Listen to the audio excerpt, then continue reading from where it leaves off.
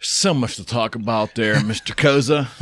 There always is, man. Shit is funky in this world, man. I'm going to wait for one of these shows like in 2 weeks. Just like, there's not much to talk about. Not much shit went on. Be great, wouldn't it? I don't think it'll ever happen, at least in our lifetime. No, not at all. No. So I always start the show out, friends, but now we're going to ask Rocco to start the show out. Okay. Yeah. So of all the things going on the past 2 weeks, what has been the news item that's been on your cranium the most? The fucking student loans, man.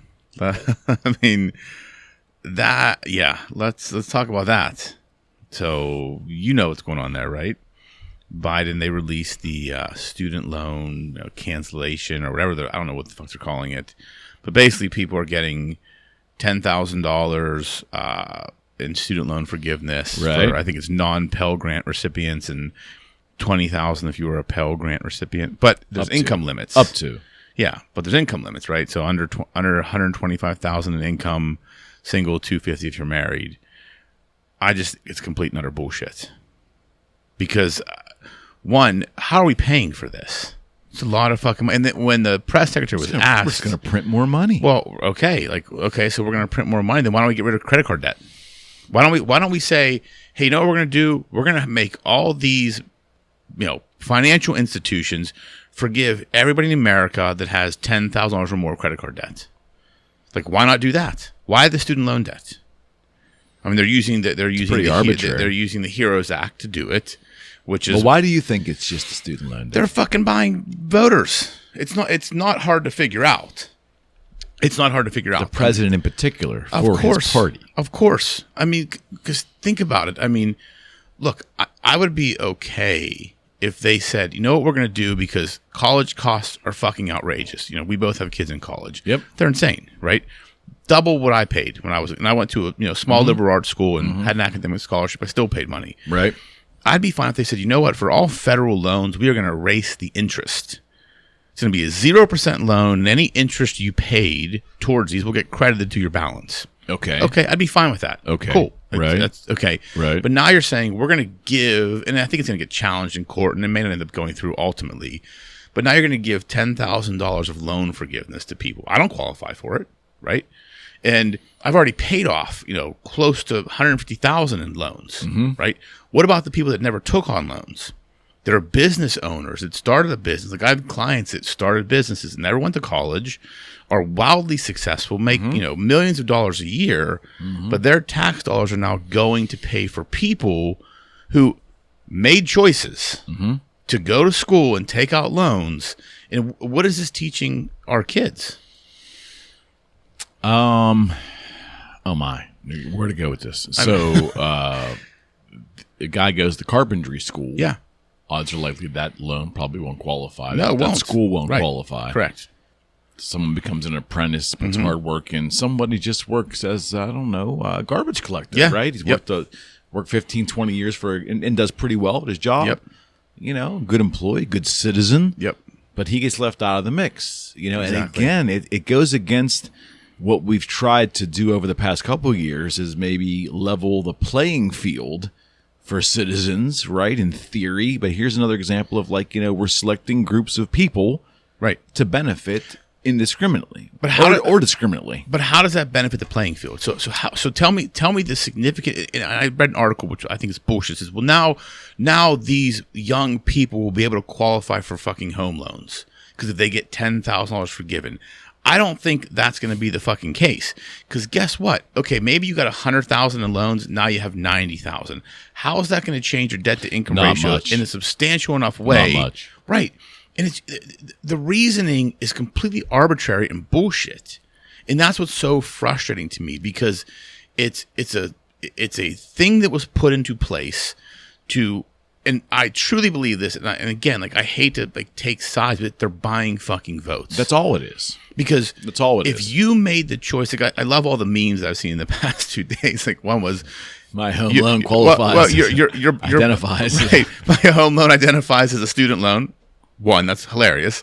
Two, your body, your choice. How about your loans, your payments? I'm like, that's fucking also great. it's just, it doesn't make sense, because if I chose to go to school, right? I went to a school that when I was there, W&J was like 20 some thousand. My parents could not have afforded it. I had an academic scholarship and I took out the max loans. If I would have went to school and chose a degree that did not allow me to become gainfully employed, that's on me. That's my fault, right? Maybe there's a breakdown in the education system with guidance counselors not advising kids about going to college and what it actually costs and what you should be looking for when you go to a school. But it's bullshit. It's teaching kids that do whatever you want. Someone will figure it out for you. Like, no fucking way. It's bullshit. So I think that these colleges are in cahoots with the government. Fuck yeah. And they have been for decades.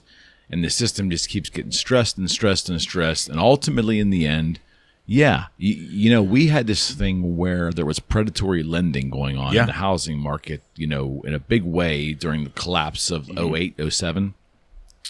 How is the process of obtaining a student loan anything but fucking predatory lending? Right. And for the fact that that is the only type of debt you can't discharge in bankruptcy. Student loan debt is the only debt you cannot discharge in bankruptcy. Right. Like, is that not fucked up? And now we're going to say, we're going to forgive, $10,000. And let's be honest, okay, that number, that income qualification is fucking bullshit. Because for instance, you live in New York City and you make $126,000 a year. You don't qualify anymore, right? But that's like making $30,000 a year in Pittsburgh. Correct. Right. So how are you making these arbitrary limits? It's complete and utter bullshit. And I think it was put into place right before the midterm elections. Yes. There's so much odd timing going on in society right now with things. But I mean, obviously, and to Joe Biden's credit, in one regard, he did campaign on this. So you can say, okay, sure, I'm following through my campaign promise. But why? I mean, he had the House and the Senate the last 2 years. Right. He could have done it day one, the moment he walked in. But no, they held the chip in their pocket to use it only when it can be used at their most advantageous period, in my opinion. Correct. That's all. And they're using it under the HEROES Act under a national emergency. Because the HEROES Act, and I'm just quoting it or paraphrasing it, it gives the president, I think the Secretary of Education, the power to relieve student debt for military, times of war, or something else than national emergency. So because we're still under a national emergency, they're using the HEROES Act, which was really done after 9/11, to help people from 9/11. They're using that as the premise and the legal basis to erase this debt, and it's going to be challenged in courts. See, the other aspect of this, stepping back and looking at it on the broad view, to me, it's just another example of what's happening in this past 28, 29 months. Another effort to divide us. And now you're going to pick out a segment of society, although a segment of society that does cross every demographic, gender. I get it, but it's still a segment of society. And you're going to reward them. Yeah. I don't know how else to put it. You're going to give them $10,000. Yeah. Right? So now you're going to have that terrible thing of envy rise up from the unwashed masses, and it's pitting us against each other again. Yep. Another dagger in unity. It doesn't make. Is the long-term benefit of that, worth it? My argument is this: if you really want to do things for people, I mean, this is going to. An economist probably will laugh at what I'm about to say, but ultimately, if you're really about doing stuff for people, if you're politicians and you're for the people, the U.S. Treasury should write every human that is a citizen, a legal citizen in the country, no matter if it's 1 day old or 110. Okay. A check for $150,000. $150,000. Okay. Right? You give each citizen $150,000, providing, you obviously expect them to keep working and doing things. You're going to theoretically do all the things for them that you've been promising them. Okay. In hollow promises, hollow political promises for decades. Now, it makes no economic sense to do that. I know that. Right. You know that. The average person knows that. But ultimately, for all of the hollow promises and lies we've been given, give each citizen in the country a check for $150,000 tax fucking free, straight from the government. If you want to really do something, if it really is all about putting extra dollars in the working man's pocket, if that's all it's really about, then fucking do it. But put your money where your mouth is. Right. Do it. But think about that. It's not do gonna, it. Listen, playing devil's advocate, it's not going to change anything because you got to educate people on how to use probably money. Won't change anything. As a matter of fact, in some sectors of the way we maneuver in society, probably will be worse. It'll make it worse. But sure, at least it would be consistent with all the promises that we've made over decades. Well, right, and pony up. And look, the last thing to talk about student loans. I mean, you asked me to open the show, so this is what you get when I open the show. So, the last thing on this. So, I watched a video of a guy speaking to Elizabeth Warren about this, and it was very telling. Like he questioned her. He said, "Look, he's like, how is this fair? I took out student loans. I've saved money, and I paid my loans off early. My neighbor took out student loans, goes on trips, has a boat, has a nice car, and now they're getting $10,000 for their student loans because they chose to live a lavish lifestyle. I chose to be smart and save and pay my loans off early, and I'm getting fucked. How's that fair? Like, it isn't. What did she say? She did. There was no fucking response. That's the problem. There's no response to this because it's arbitrary and it's bullshit. I also think it's not, how do I say this? It's not a substantial amount of money. If you're going to throw a dagger in the unity of the country, then make it fucking worth it. Right. You know, if you're going to do it for 50 grand, 100 grand. Right. Then, you know, because you're going to get the division anyways. Exactly, it could have been, right. It could have been $100 or it could have been $100,000. Yep. The division's going to happen. Exactly right. Yep. 100%. So 10,000 just seems so meager. If you're going to go ahead and do it, then really fucking do it. Right.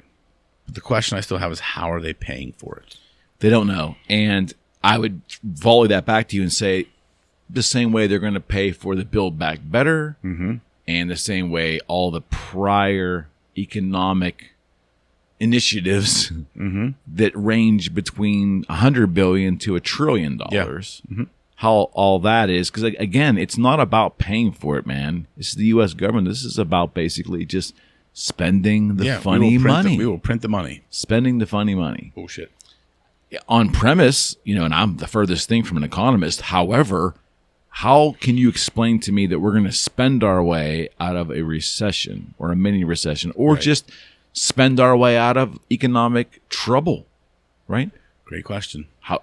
But that's what the that's $500 billion bill is called. Right. Build Back Better. What is it called? The recession bill or the anti-recession bill I can't or remember the name. some bullshit like that? Yeah, something anti-inflation something. That's what it is. Anti-inflation. So the funny part about that is like an anti-inflation initiative where the government was going to take a lot of cuts and all unnecessary spending. That makes sense, but not a spending bill. They're saying putting money back into the economy does something. Again, I'm not an economist, and I just think it's bullshit. I just know that when the husband and the wife sit down to do their personal budget, if they're underwater, the solution that anybody should give them is not to go get another $100,000 in loans, right, and just spend more money. Right. Yes. Simple math. It's common sense. It's common fucking sense. It's math. Yeah. It's math you probably learned in second grade. Yeah. I mean, I think kindergarten you start learning addition and subtraction. So yeah, I mean, that's where we are in this country. So it's basically about a message and sloganing and campaigning and a commercial, basically. Yeah, we're trying. It doesn't have to make any sense. It's just a commercial, right? And we're trying to make people reliant on the government. Like, and that's the problem. Like the fact that we're student loan debt. Are you fucking kidding me? Like $10,000. And look, maybe some people deserve it. I'm not saying that. I disagree with people can benefit from it. Okay, great. But if you're going to do it, if you're going to cause that much strife in the, I don't mean the financial aspect of the country, but you're already going to create this much of strife in the people, with the people, then fucking make it worth it. Right. Yeah. 10,000 is not worth it, man. 100%. And I know I'm flipping my position on its head, but I'm saying, hey, I can't. Yeah. It's going to happen. So make it worth it. Right. Eliminate all their debt. 100%. Yep. Or give everybody in this country $150,000 and just see what happens. Yep. I don't know. I mean, I mean, you're just going to print more money. Yeah. If they're not really worried about inflation, because obviously, if they were, we wouldn't have spent $1 trillion in the past 24 months on initiatives, bills. Yeah. Right. I mean, government. The government is run by people that should not be running anything. yeah. I mean, let's just leave it at that. They're not business Let's people. talk about electric cars for a second. Okay. Yeah. So Let's talk about them. California is getting ready to now. Interesting enough, California, or on the Newswire services, big story the past week, California is going to make a moratorium on gas-powered vehicles, and the date I think is projected is 2035. So basically what they're saying is in 2035, no gas-powered or diesel-powered vehicles will be permitted to be sold in the state of California. Okay. Now, what's funny about that is, and weird, is that to get that passed, it does not have to go through the Assembly or the House or the Congress of California, right? Their government bodies. Okay. It's a commission that just can make that proclamation and somehow enact that legally, which I don't understand how that works. Yeah, that's interesting. That's a little weird. Yeah. That's a little weird. But my argument is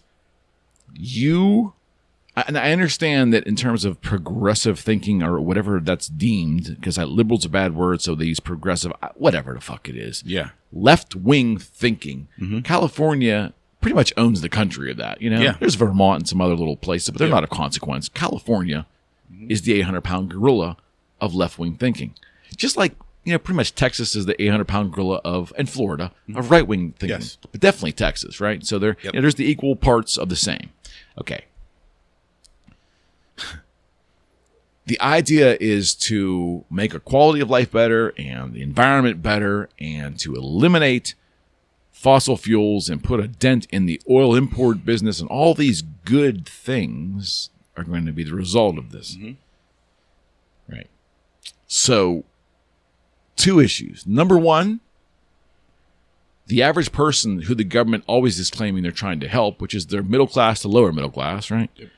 As it stands right now, there's no way they're going to afford an electric vehicle. No. Of any consequence that will serve them in their daily life. Correct. Secondly, the impact, we don't even understand how we would make an electrical grid system work with all these electric cars in regards to the mechanics of it here as they maneuver around, but ultimately where the battery power is going to come from, because we are not in control of the batteries and the mining for the batteries in this country. We're now reliant upon other countries, namely China.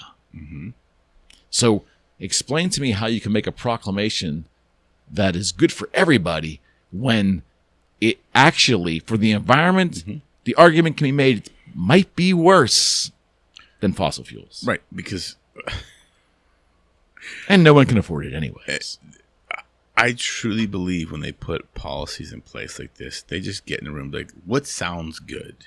They don't even look at the data or look at the supporting facts. It's all rhetoric in my mind. Now, look, they can put that in place. Maybe it goes into place in 13 years, but that's 13 years away, right? A lot can change in 13 years. I don't think they're not thinking this the whole way through. Because, like you said, we don't control the lithium, right? It's Afghanistan, one of the biggest suppliers, where it's mined the most. And if China takes over that region, then there's that. Supposedly, China has all the refining capability for these batteries. That's where they're holding the leverage. Sure. So you have that. You have the cost, right, which is very high for electric cars. Even the lower electric cars are hot. We don't have the grid or the infrastructure to support it, right? And you still need fossil fuels to run the plants that build the things. So it's like, and then in California, okay, are you going to ban gas powered cars in the state, or just you can't sell them? I think they're saying they can't be sold in California. Okay, but I can go across state lines, buy one, and come back in. And don't you think that's going to happen? Exactly. And then are they going to get rid of gas stations in California? So, I mean, it's a good question. What's going to happen? That's a good question. So what about the people that have gas stations, right? That have 20-year land leases, that have holding tanks that they put into? Like, you're going to shut them down? you're going to shut down that whole industry. Like, what they're not thinking of the collateral damage or the unintended consequences of all these things. And that's the problem. When these politicians get into place and they hear this progressive idea, or they hear any, even a right-wing idea, and they start talking about, we got to do this. They're not, you have to look at, like, I'm a lawyer. I look at all the unintended consequences of a decision, all of the collateral damage. That's my job. I'm a risk mitigator. I have to say, if this happens, these 5 things can also happen. And what is the least risky decision to make? They just say, let's just fucking do this. Well, on the right, I think the way the abortion mandates in some of these states are being handled right now is fucking insane. And I don't think those circumstances have been vetted out, like how that's going to affect the swath of humanity. They just don't make logical sense to me. I don't think most politicians vet anything. I think they do what they need to do to get reelected. It's about self-preservation. Truly, if you're a politician by profession, right? Your job is self-preservation, is to keep your job. How do you keep your job? By telling people that I'm going to do what you want me to do. What I promised, what helps you, I'm going to do. I don't really have to figure out how to do it. I'm just going to tell you we're going to do it and put a law in place that we're going to do it. Yeah, and the problem is they're just kicking the can down the road. Right. It's exactly right. It's not going to be my problem in 2 years anyways, when the public starts to figure out what we actually did. Yeah. I mean, 13 years down the road, when the whole thing, I'm going to be out of office by then. Someone else will figure it out. Do you even have a good understanding of what green energy is by definition now? No, I don't think. Like what it means? No, I don't. Do you know anybody that has that? People talk about it all the time. Okay, what does that mean? If you say green energy, that means are we eliminating fossil fuels across the board in everything? Because how do you run the plants? How do you do all the stuff that makes the things that are for green energy? Like we use talking points and things like because again, it comes down to sophisticated thinking, right? Most people will look at the surface level of something. So if we say green energy, electric cars, good. Cool. Okay, I believe that. Secondary level thinking is, okay, well, but the components of those cars are made in factories that are run by fossil fuels. So is this really green? Right.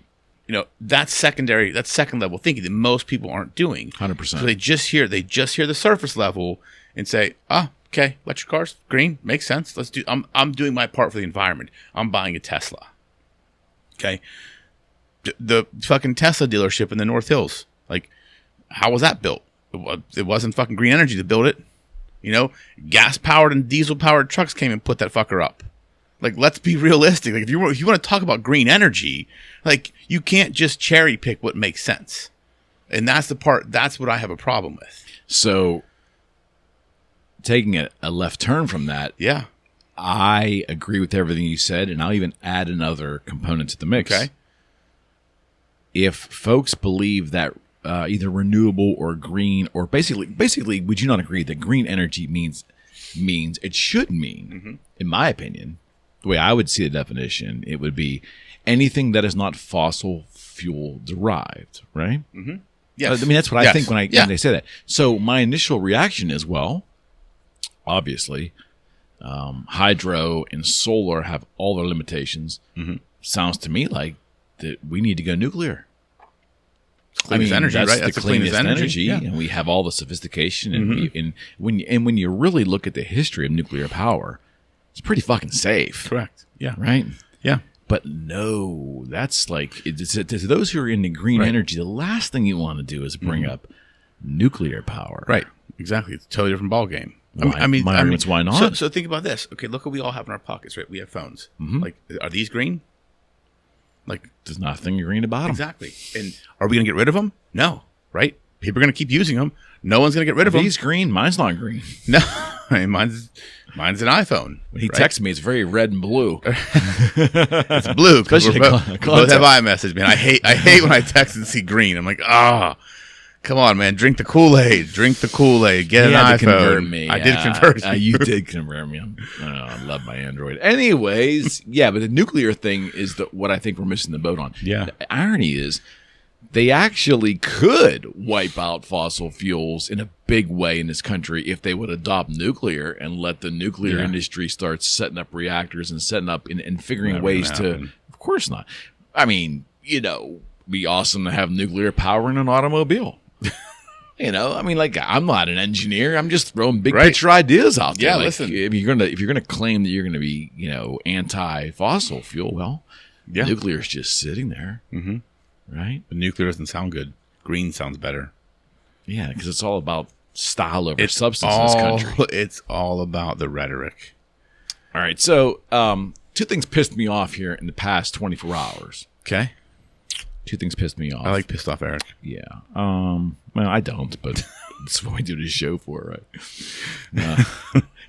When we first started this podcast, ladies and gentlemen, Eric was never going to do politics. I'm like, there's enough of that shit out there. Right. And Rocco's like, yeah, it's so refreshing not to have to talk politics as a rule, as an intent. Fast forward a couple years. Here we sit here every 2 weeks, lamenting on these schmucks, right?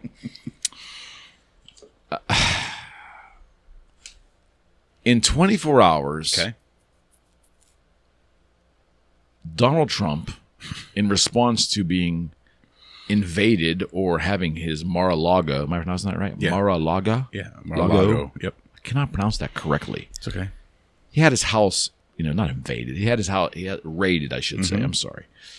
His response on a podcast or some radio show, or maybe it was something to do with that Truth Social, he basically went on a rant, big surprise, and he said a lot of things, but he said, they went after your favorite president and they busted into his house, me. I'm your favorite president. Okay. He actually said that. Okay. And not that surprises either one of us or should surprise anybody, but it's like that bravado is why I can't fucking stand the guy. Okay. I'm all for being slightly cocky if it works for you and your policies, but to hear an ego, just to hear it just after a while, Rocco, I think it just wanes on people of all parties. It wanes on you, right? And conversely, Joe Biden said a couple hours ago, from the time of this filming, that the problem with America, one of the most dangerous problems with America, is that MAGA Republicans are a threat to our very democracy. Now, how he got all those big words out, I don't know, but he must have been reading off of something. Someone gave him a pill. Maybe. But, does the president of the United States need to look at the opposing political party and take a big swath of that party, a big swath of it, and then tell them that they are a threat to America's democracy? I mean, he can feel anything he wants. Trump could think he's the greatest thing since Jesus Christ, but you don't have to verbalize that. No, you're right. At some point in time, you and I argue about decorum. You're like saying, well, we really don't need that for a leader to be effective. And I'm like, no, you don't need it, but I'd like to see a little decorum with these fucking people because there should, especially on the world stage. Yeah. Which really is any newspaper right now, right? Yeah. With the way the web is. Yeah. Why can't we have some civility? I don't mean I don't mean being a pussy and giving in to the other side. Hold your ground, but how about Reagan had civility. Sure. I think Bill Clinton a lot of times had civility, but if he didn't believe in it, he wasn't changing his mind. Right. Yeah. There was civility. Well, right. So what happened? Society happened. A lot of things. But take those two statements. Biden's statement really means MAGA Republicans are a threat to the Democrats. That's what he meant to say. Let's just call it like it is. They are a threat to the Democratic Party, not to democracy. Because democracy, you have opposing views, right? You have opposing views. You would think. It's a threat to the Democratic Party. Trump is just fucking Trump. Do you need to say that? No. Is that bravado? Yes. Is he cocky son of a bitch? Yes. However, and I will play devil's advocate here, I would rather have someone that believes he's the fucking best than someone that doesn't even know how to spell the word best. Yeah, I get that logic, and I'm not opposing it. I would agree with you on that premise. I just think that it doesn't land well with the majority of Americans. But here's the thing. And again, I want to challenge you a bit on this because he is the only president in my lifetime, in my 45 years, and your 46 years on the planet. Thank you. That was being nice. That at 10 that has went through. Think about how much that man has went through from the time he said he was running. They've done everything in their power to try and take him down, right or wrong, right? So yeah, if I'm him, I'm gonna be like, fuck all of you. Like, I am the motherfucker. Because he's never had a fair shot. Let's be honest. Since he decided he was running for president, no one gave him a fair shot. Then when he won, no one gave him a fair shot. All they want to do is get him the fuck out. We want to take him down. It was never about, let's see what Trump can do. Let's give the man a chance. Okay. It was always about, so he's been through more in the 6 years or 7 years since he's kind of hit the political stage than probably the past 10 politicians combined, in my opinion. So I get why he has that attitude. I'd be the same way, and I'm a pretty humble dude. So here, yeah, all what you said, I would definitely jump on board, and I understand the logic behind it all. My argument is that a lot of the problems, no, I won't say a lot of the problems, but a portion of the problems that he finds himself in continually is caused by the way he is viewed because of the things that he says and the way he says them. He doesn't have a way to look at something and say, hey, I'm going to say this and I'm going to do this, but there's a better way to communicate that without being bombastic, antagonistic. And I'm telling you, emotions run high on from his opposition. When he does that, he's constantly egging on a conflict. But he's also motivating his base. That's the other point you have to look at. Is that healthy? And motivate him in that way? Okay, so if you are a Trump supporter, a stern Trump supporter, do you want to hear Trump get up there and say, you know what, they came and raided my house. It's okay. Everything will be fine. Like, I'm going to that. But I'm just saying, but because if you're a Trump supporter, you support Trump for a bunch of different reasons. One of them is because of his bravado and cockiness. I truly believe that. And you think that's healthy for the country? Define healthy. I don't think that, okay, I don't believe that the country benefits from having a portion of the population emotionally invested in an egotistical way with their politician. Okay. I don't think that's required for them to be an effective politician. I think people in this country, we can go back to 1984, Reagan Mondale, when he wiped the floor with him. Okay. And his approach to get crazy loyalty from his people was a lot different than the way Trump maneuvered. Well, society's a lot different as well. You can't blame it on society, though, right? But you it's not blame. It's you play in the field you're in. Like he's in a different landscape. Like back in the 80s, you couldn't communicate to people like we can now. It's all true. You can't rile up a base like you can now. So you only had certain ways to communicate your viewpoints and do it in a tactful way. People's attention spans went from this to this. So you have to excite them. Like, that's how Trump got elected. He excited people. He was different. He spoke to the people that felt they weren't getting spoken to for years. He spoke to middle America. He spoke to the pieces of society that no one gave a shit about or that thought, you're good, we don't need to worry about you. He spoke to those people. He excited those people. That's what he's doing now.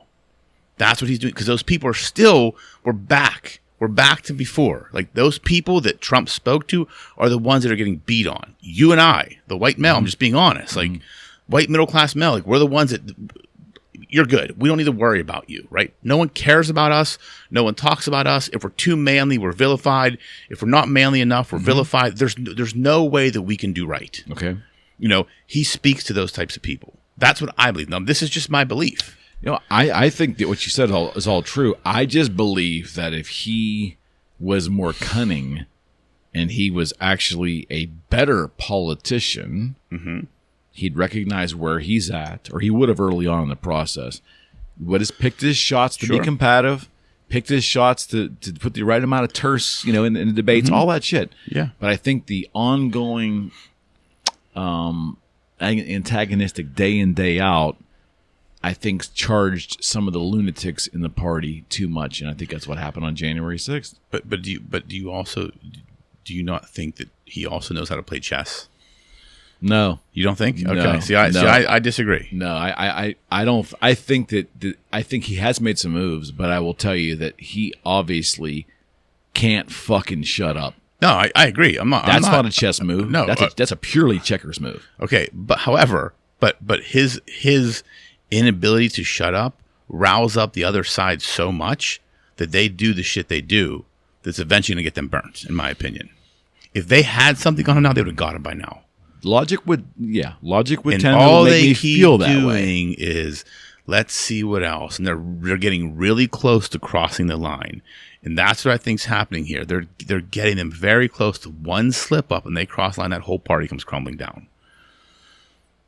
Okay, then he might be a genius in the end of it. I mean, I'm not saying that. I'm just my perspective. I mean, it's one man's perspective. It's the Justice Department, and he's no longer in a power. politically charged Justice Department. There's no question about it. Yeah. But still, in the end, Sure, they have the power. sure. He's an ex-president. He's a citizen right now with some.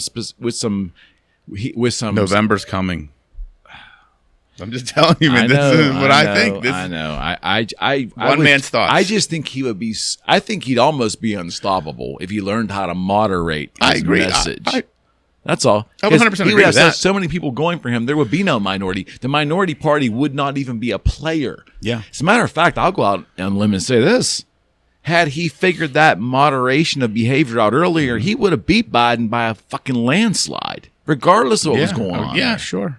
I mean, I'm not disagreeing with you. So at all. to me, it's I just think he just doesn't get it. I think he gets a lot of I think he loves a battle, Of course. but I'm not really sure that outside of the fiery right, I don't think the people waiting in the center, kind of like myself, that lean right, I don't think that he's talking to me. I think I kind of tune him out when I hear that Not now. bravado He's not. shit. Not now necessarily.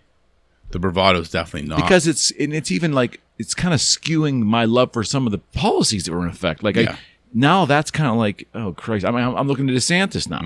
yeah. I mean, I'm looking elsewhere where I really might not have had he just modified his rhetoric. Yeah, I That's all. understand that. That's my only point with that. All right, monkeypox. Or if you don't care, neither do I. No, I mean, we can talk about monkeypox. I mean, I'm asking you. I mean, I'm just tired of every disease. It's like, I feel like now but here's the thing. I feel like we're looking for something to talk about when it comes to sickness and disease. Like we want, and again, I feel like we want people to live in a state of perpetual fear. Oh, COVID's over. We got monkeypox now. Oh, Okay. we got fucking banana pox. Well, We've got- let's talk about they had a big headline. It made Okay. multiple news wires that there's course. something called the tomato flu. Of course there is. And the tomato flu has been found in 100 kids spread over multiple states in India. A couple hundred kids spread over multiple states Right. in India. Again. And that yielded big headlines. You just made my point. We're looking for something to talk about when it comes to, and again, because here's why. This is what I believe. The news media and the politicians realized how powerful COVID was as a narrative for getting ad spend, getting people to watch the news, getting people to live in fear, getting people to do what the fuck they wanted us to do. Right? When you think about it. Now people are like, COVID's over. Okay. What else can we talk about to put a little bit of fear in it? Because there are still people out there that the moment you tell, because I still people wearing masks, and I've heard people talking like, well, there's monkeypox. I'm like, who the fuck said monkeypox? You have to, like, literally, I overheard this conversation at the gym. Overheard it. Someone was wearing a mask, and really? someone was wearing a mask, and someone asked them, I can't remember. He's like, well, there's COVID and there's also monkeypox now. I'm just trying to be safe. And I'm thinking to myself, like, but this is where we are. We are trying, or they are trying to get people, and people are falling for it again. I'm over insane.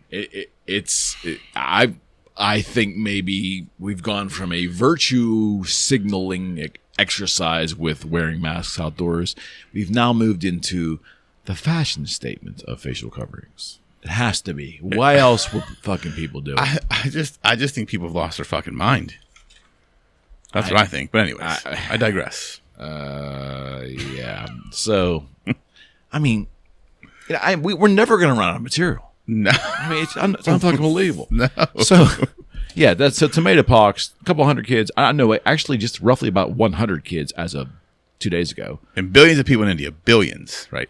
Spread out over multiple states. Now, Right. I mean, I understand, diseases start at this point. I get it. Sure. It's a tomato. Is it newsworthy yet? Tomato flu, man. Tomato flu. Because they want to keep people afraid. Do you get it from eating tomatoes? Why is it called tomato flu? I don't know. It's catchy. I don't know. It's catchy. I don't know what to say. Okay. I had tomato sauce last night. Maybe I'm going to get tomato flu. Well, the CDC has now admitted that the variants of the COVID flu or the COVID, virus, basically made vaccines ineffective. No shit. And they admitted it now. No shit. Could have told you that. Coincidentally, the same time that Fauci announces his retirement. Of course. I mean, again, okay. Could have told you. I mean, because again, COVID's COVID, right? I can tell you this: in the past 9 months, the only people I know that have contracted COVID were people that were vaccinated and boosted. Yeah, and a lot of people that are vaccinated and boosted have not felt well in other ways. Correct. I am one of them. Yeah. So again, I don't have any scientific proof that's why I'm feeling like I am. Yep. But I remember going in for that first vaccine. I was on top of the world. Yeah. Yeah. So much. Okay. So CNN's making a wholesale change. Is it Christopher Licht? Is that I think name? that's his name. Yeah. Am I pronouncing that correctly? I apologize. New CEO. But yeah, a new CEO. I think they're trying to. Well, in theory, what you're hearing is, and you never really know because they're not making public pronouncements of this. They're never going to admit that they're left wing. Just like like Fox will never come out and admit that we're a right wing network, right? Right. But I guess the vibes coming out of CNN in Atlanta is that they're going to try to move the view of the show to the middle. Good. I used to watch CNN when I was in law school because it truly was, in my opinion, down the middle. I think it generally was because when Fox came around, they were unabashedly right, and MSNBC was unabashedly left. Yep. And CNN was kind of waiting in the middle. Yeah, I remember. I think it was Headline News I used to watch, and I'm like, the one chick was pretty hot. I liked. It's being awesome. That's why I watched it. I mean, she was very attractive. The one news. Robin Meade. That was her name. That was her name. Yes, I'm like, wow, she's really attractive, and it was good news. She was something. But it was down the middle. I felt like it was. I mean, everything has bias, right? But I feel like they actually reported the news. There wasn't a spin on it. So I hope they get back to that. That'd be great. Yeah, they fired a bunch of people. Yeah, that Seltzer was the first one. I hated that dude. He just, again, it's like he was just that guy that you look at, you're like, just shut the fuck up. I don't say that about many people, but he just had that shit-eating grin on his face, and it's like, I'm smarter and better than everybody, and if you don't believe me, you're wrong. And it was just like, but isn't it fascinating that how the stereotypes of your ultra right guys this America loving, beer drinking, pickup truck driving, low IQ dude out in Oklahoma, and your ultra lefty is this sniveling little coward who feels they're intellectually superior to everybody else. Now, of course, these are stereotypes, right? We know, but it's funny how you do see scenarios out in society that kind of fit it, right? 100%. It's kind of fucking funny. It's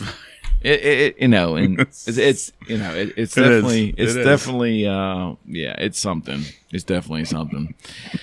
So Musk is, I think, not pulled completely out of the idea of buying Twitter, but he has, I think, actually gone to court to demand more documents to actually get a very detailed view of how many bots comprise the user base. Yep.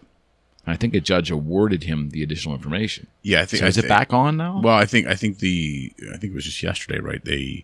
He was asking for all the users, and they're like, no. And I think it was limited down to this 9,000 that I guess they used a sample of 9,000 and said, well, wait a minute, there's only less than 5% bots.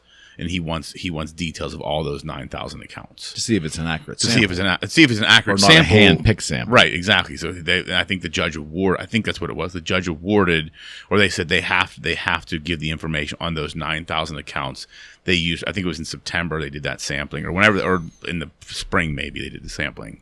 Well, has anyone said, whether Musk or whether the Twitter board, has anyone said what's an acceptable amount of, I can't believe I'm saying this statement, but what's an acceptable amount of fraudulent accounts? It should be zero. I mean, it should be zero. That's my point. Right. I'm sure it's not. I'm sure they'll be okay. 2% is acceptable or what? I mean, really? Yeah, I mean, it should be 0. Let's be honest, but it's not. We know that. So, okay, it's under 5. They're trying to say under 5% is acceptable because, okay, I get, people are going to create fake accounts, and how do you define a bot account? Is it someone that's actually, an AI bot that's running it, or is it just like me creating? If I created like 3 other usernames or 3 other user accounts that aren't my true identity, maybe 3 other people. We've had clients deal with issues where people have left reviews on their sites because they got pissed off and they created like 5 other Gmail accounts just to leave more bad reviews. So it's kind of fucked up that people can do that, and I think that's what they're worried about. Okay, perfect segue. Teed it up for you. You did. I am aware of 2 instances, 2 friends of mine that are suing illegitimate bad reviews of their businesses. Okay. And both of them, and again, I'm not an attorney. Sure. For this thing, he's the not regular attorney. Both of them look like they're going to get the other side to capitulate. So my question to you is there a trend the past year or 2 for folks to be able to stand up to bad or illegitimate or bullshit reviews now online? I mean, so it depends on what they did. Or is it a trend you think you see? I don't think it's a trend. It depends. So like we're dealing with that for our client right now, and you can't get, Google won't do anything about it, right? There's like, we can't do that. I mean, and technically a client has the right to leave a bad review. It's when they do something that's completely fraudulent or made up or never came to your business, then I think you can, that's like almost probably a defamation suit is probably what they're filing or something. Yes. Yeah. Yes. That's probably what it is because, again, people have to understand, like, there's consequences to your action. And I'd be curious to see how those suits play out. They're local people. Yeah, I will let you know off air because I don't want to say anything I shouldn't be saying. But yeah, but my question was, like when I was in the guitar business in the 2000s, you were pretty much just every day like this, hoping that we just didn't get a bad review somewhere. Yeah. And, excuse me. On eBay, we were very lucky, never had a negative review. As a matter of fact, I can't believe that we ever survived like that, but we never had one. But there was one website that was a review website where some guy went in there, or it could have been even their staff, and just torched me. Like, just nothing was accurate. They never did business with me. There was never any communication, and they accused me of being some horrific things. Yeah. Well, I mean, it sat there for a while. And we have one bad review on all of our Google reviews, and we're trying to get more Google reviews so clients could, learn more about us. But one bad review, and I responded to because this person was never a client. Never even called her off. So why are they permitted to do that then? Because Google doesn't give a shit. Because again, what this guy's review said, I called the office, no one ever called me back, and left a 1-star review. So we have a CRM system. Every call that comes in gets tracked, the name, the phone number. I went and said, well, if that's a fuck up, I'll own that, right? If we didn't call this guy back, I will own that. Went through all of our system, looked at everything, nothing. So I responded to the review. I said, I apologize. I checked our system. You are not in our system. We have no record of you ever calling the office. I apologize. Please feel free to call me back. We'd be happy to chat with you. That's really all you can do because I can't. I could I have taken it farther? Yeah, sure. But it's not worth it to me. No. You just respond to the review. Right. Now, there's other people that they're dealing with shit, and people will just create these fake accounts, and I think you got to do something in that instance. But again, it also, from a legal standpoint, you got to weigh the cost benefit. Like, are you going to pay a lawyer thousands of dollars to fight something where, it's not going to really cause that much damage? That's kind of the constant battle. But yes, it's unfortunate. Like in the Google's terms of service, we're not going to do anything about it. And under the FCC or the FTC, you can't ask a customer to leave you a good review. You can only ask a customer to leave a review, and you can't reward people for doing it. And so people are going to leave bad reviews. Just something that's part of business. Just if they're legitimately right. If the review is based upon an actual opinion, that is based upon an interaction with the firm, you can't argue that. Correct. Right? Yeah, exactly. But if it's something that's completely fraudulently made then up, you could take action, I believe. Yeah, yes. And I think that's the case in both of these circumstances where the one friend of mine was doing business with one client indirectly. It wasn't even their client, but they were involved in a transaction. Okay. And the girlfriend at the time of this particular client, who was not a party of the transaction, went and did some crazy negative things online. They weren't even party to. They talk about illegitimate. They're not even That's bullshit. So yeah, that's being contested now. So People just need to find better shit to do with their time. Like, seriously. you would think. I mean, get over yourself. I mean, it's just life's not that hard. Oh, Man. right. Exactly. That's not that hard. All right, partner. Yeah. That's gonna shut this down for this week. That was a good one, man. And it just, it's like we're never going to be out of material. I can see why. Yeah. Political and sports podcasts and TV shows continue to play into perpetuity because, quite frankly, and that's, to me, it's almost kind of like that's just too easy. Yeah. Like I wouldn't want to do a full-time podcast for that reason. It's just, I mean, it's like low-hanging fruit, right? Yeah. Easy to grab. I feel like I would just be mad all the time. Like, I feel like I would just be in a bad mood. You think those hosts are mad? Like, I feel like generally just not good people. But no, I mean, they're probably getting paid a decent amount of money. Like, we do this. Can they for free. detach themselves from all the shit they read every day? I think you have to. I think if you get to that level where you're doing that, you have to be able to detach yourself. Because think about it. If you couldn't, you're mentally going to break down after a year, in my opinion. I think you have to learn a lot in a lot of professions where you're dealing with negative therapists, family law attorneys. They've gotten the best ones, I believe, have the ability to detach emotionally from it's just a transaction. It's just a job. There's no emotional attachment to it. I think they have to be able to do that or they'll crumble. On your philosophical warriors out there that have shows, like I always wondered, like, is Rachel Maddow and Hannity, are they just, does all that negativity, because their shows are all based upon, I'm not saying some of the stuff isn't factual. It's just, it's all negative. Like it's presented in a negative fashion. Sure. Yep. Right? Like, look at all the bad stuff it's going, look at you won't believe this. Then does that carry over into their real life, You wonder about that. Yeah, I would venture to say, probably not, because they're sitting on boatloads of money and they're good. I guess. They use the negativity to feed their family.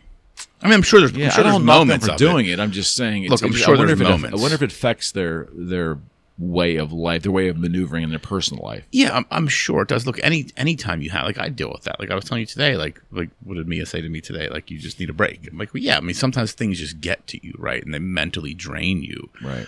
So yeah, I'm sure, like, no one's perfect, and even if they've built that skill set and that mental muscle to be able to deal with it and detach emotionally, every once in a while it's going to get to you, right, and it's going to take you out. And I mean, that's just happens to the best of us. Got it. Yeah. All right. Until 2 weeks. Yep. We're out, friends. Thank you.